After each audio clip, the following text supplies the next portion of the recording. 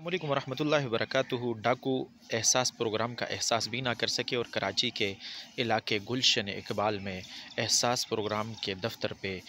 डकैती की वारदात हुई और डाकू वहां आए और दिन दिहाड़े गुलशन इकबाल में जो वाक़ई दफ्तर है एहसास प्रोग्राम पाकिस्तान का, वहां पे आकर उन्होंने डकैती की और तकरीबन 12 लाख रुपए नकदी और मुतासिरीन से कुछ मोबाइल वगैरह छीन कर बआसानी फ़रार हो गए।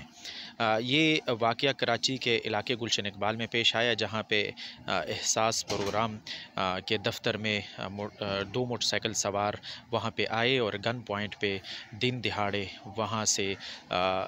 डाका किया और वहाँ पे डाकू ने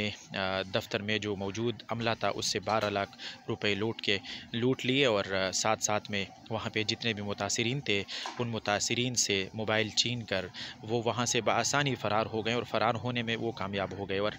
वीडियो में भी देखा भी जा सकता है कि वो वहाँ से बिल्कुल आसानी के साथ मोटरसाइकिलों पे फ़रार हो गए हैं और